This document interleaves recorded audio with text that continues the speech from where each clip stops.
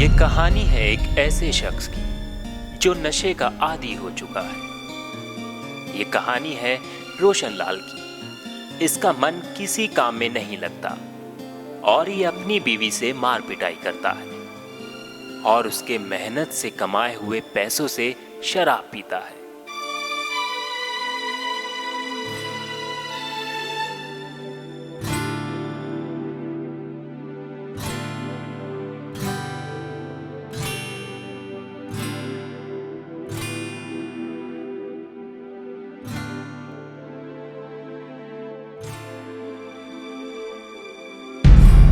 रोशन लाल ने बचपन से ही पढ़ने लिखने में कोई दिलचस्पी नहीं दिखाई और आज जब उसे डॉक्टर द्वारा हस्ताक्षर करने को कहा गया तो उसे शिक्षा के मायनों का पता चला और उसने सोचा, अगर मैं भी पढ़ लिख लेता तो शायद मेरी यह हालत कभी ना होती।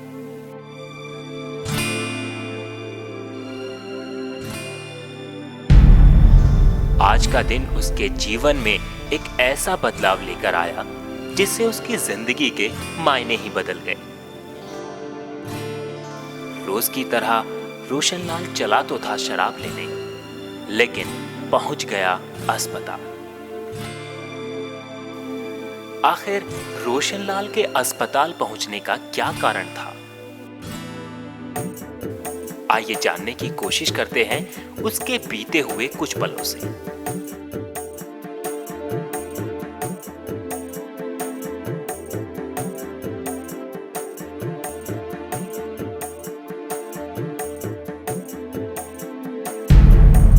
ये वक्त है उसके अस्पताल पहुंचने से पहले का, जब रोशन लाल रोज की तरह नशा करके यहाँ वहां गलियों में भटकता रहता था।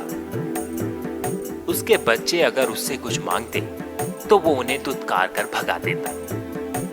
परिवार की जिम्मेदारियों से दूर रहना और दिन भर नशे में डूबे रहना, यही उसकी जिंदगी थी।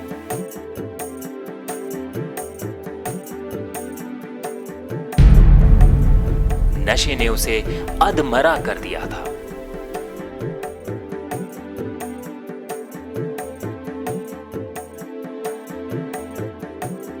घर आकर फिर वो शराब की खाली बोतलें उलट पुलट कर देखता।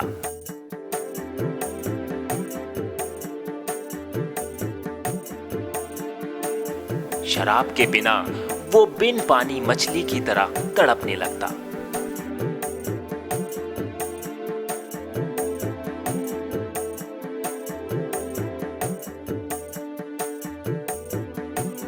नशे की तलब उसे हैवान बना देती।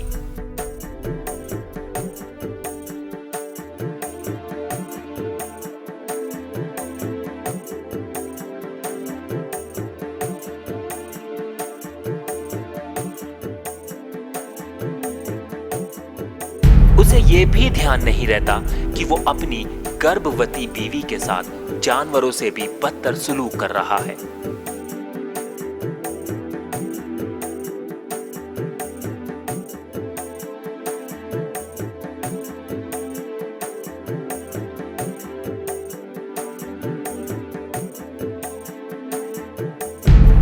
जो थोड़े बहुत पैसे उसकी बीवी पूरा दिन मेहनत से कमा कर लाती, उसे भी वो लड़ झगड़ कर अपने नशे की लत के लिए छीन लेता।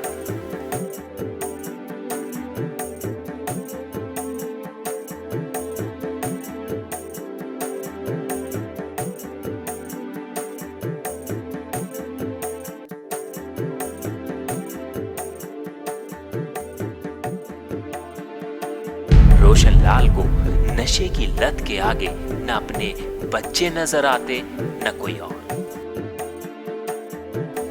वहीं उसकी बीवी गर्भवती होने के बावजूद मजदूरी करने जाती।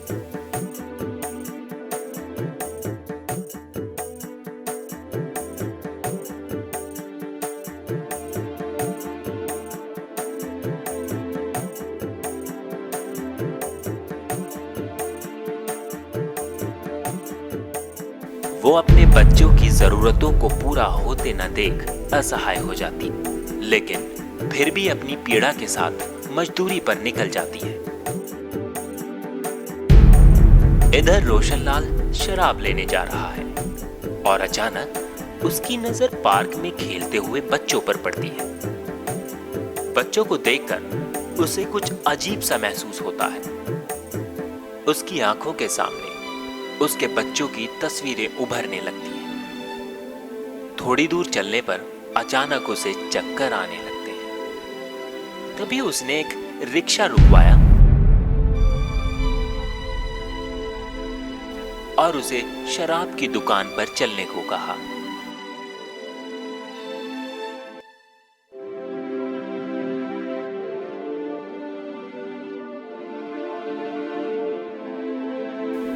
और रिक्शे में बैठे बैठे वो धूम्रपान करने लगा। थोड़ी दूर जाने पर उसकी नजर कुछ बच्चों पर पड़ी जो कूड़े के ढेर से गंदगी उठा रहे थे। तभी उसके जहन में अपने बच्चों का ख्याल आया, कहीं मेरे बच्चों का भविष्य भी यही तो नहीं।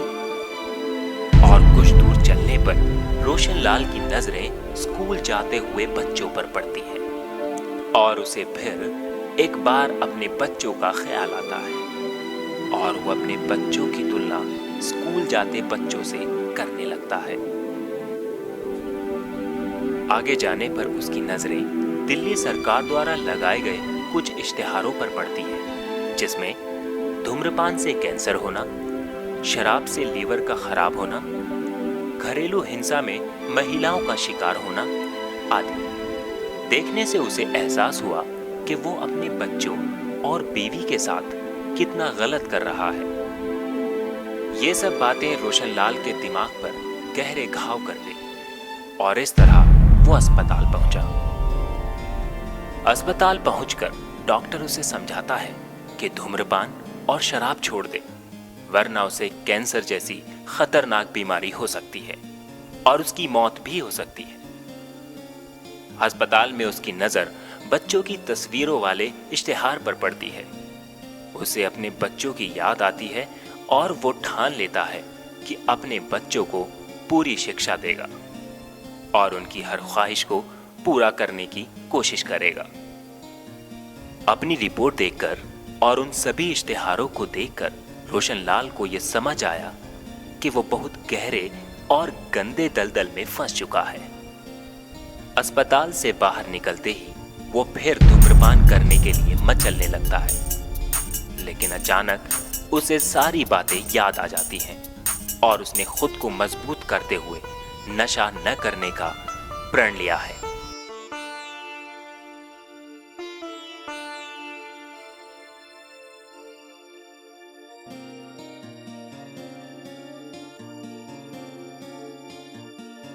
अब रोशनलाल खुले आसमान के परिंदे की तरह महसूस कर रहा था।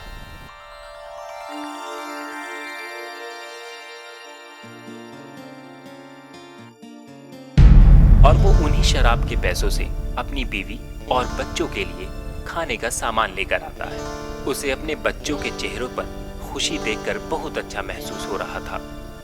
उसे आज मालूम हुआ कि उसने इतने दिन क्या खोया।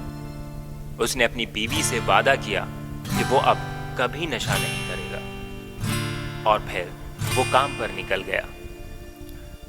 रोशनलाल आज सरकार द्वारा लगाए हुए उन जागरूक करने वाले इश्तिहारों का बहुत आभारी है और इस तरह आज एक नए नशा मुक्त रोशनलाल ने जन्म लिया है।